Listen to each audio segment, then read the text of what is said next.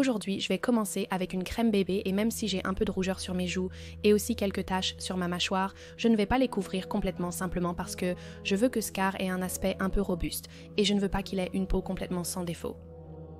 Donc la prochaine chose que je vais utiliser après cela est la teinte que j'utilise normalement comme une teinte de contour, mais au lieu de l'appliquer vers mon menton, je vais l'orienter vers mon nez pour essayer de rendre l'ensemble du visage beaucoup plus angulaire.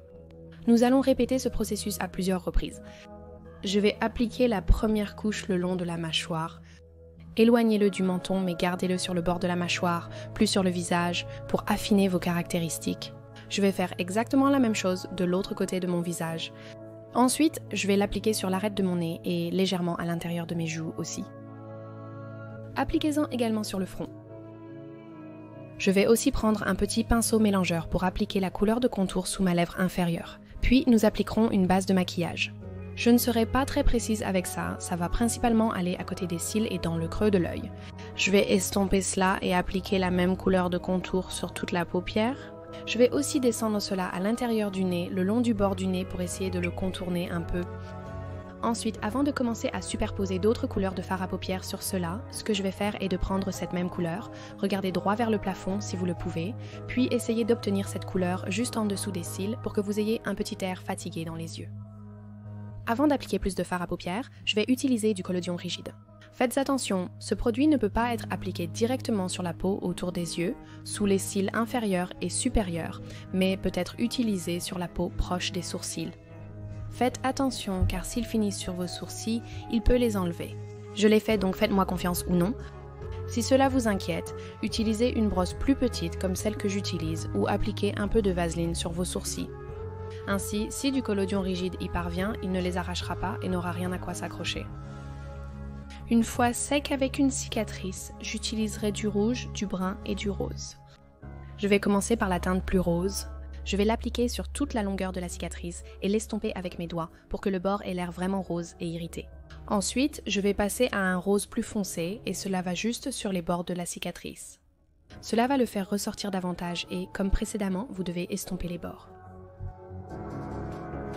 Le sacrifice que vous avez perdu.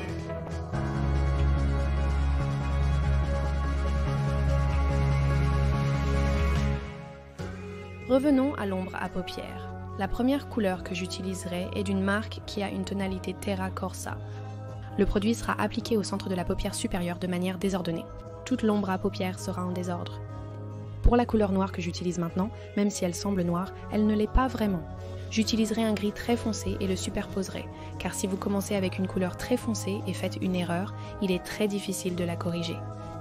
Même si je veux un look de fard à paupières désordonné et grunge, évitons de donner l'impression d'un coup à l'œil avec du fard noir. Il faut qu'il semble qu'il y ait un peu de réflexion derrière cela. Sur la paupière inférieure, je vais appliquer un gris foncé près des cils en l'étendant vers le bas, particulièrement au centre de la paupière. Cela aide à créer cet aspect de maquillage masculin essentiel pour réussir ce look. Pour les sourcils, avant de dessiner les poils un par un, je vais les épaissir avec du gris foncé, puis créer une petite arche pointue au point le plus haut. Passons maintenant à la partie qui peut être frustrante si vous manquez de patience. Prenez un très petit pinceau, comme un pinceau d'art ou un pinceau pour les ongles, c'est ce que j'utilise. Je vais dessiner individuellement les poils, puis les épaissir juste à l'arc avec un peu plus de cette ombre à paupières noires et un petit pinceau estompeur. Une fois terminé, je vais utiliser un eyeliner noir pour tracer la muqueuse, créer un point dans le coin interne et sur la paupière supérieure en appliquant la couleur au plus près des cils. Ensuite, nous allons estomper. Ne vous inquiétez pas si c'est un peu désordonné, essayez simplement de vous rapprocher de la ligne des cils puis estomper avec un pinceau. Ce qui reste sur le pinceau, je vais l'appliquer tout en bas sur les bords du nez pour essayer de l'affiner.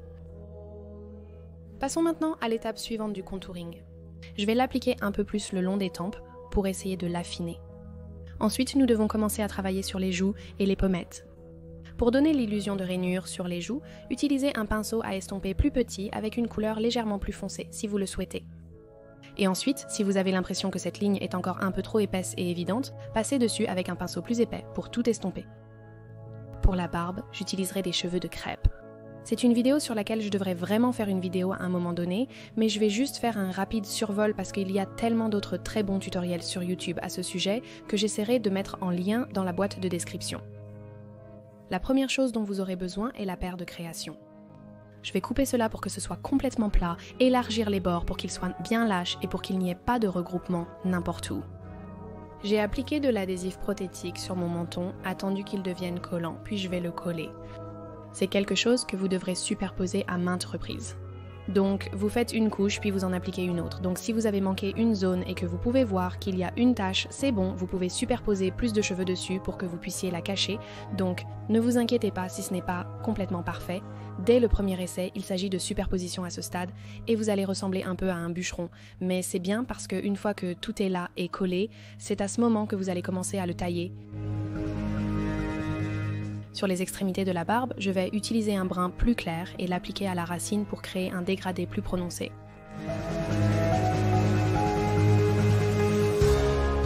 Pour la partie supérieure de la barbe, je vais utiliser un fard à paupières comme guide pour l'application et pour la faire paraître plus épaisse, réduisant ainsi la quantité de cheveux à appliquer. C'est la même technique. Appliquez l'adhésif traité, attendez qu'il devienne collant, assurez-vous que les cheveux sont bien lâches et qu'il n'y a pas de regroupement, collez-le puis taillez-le.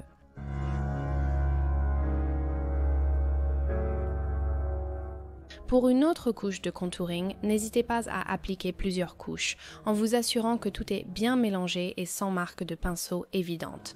Le résultat sera parfait. Continuez simplement à tout mélanger, continuez à superposer jusqu'à ce que vous soyez satisfait de l'apparence.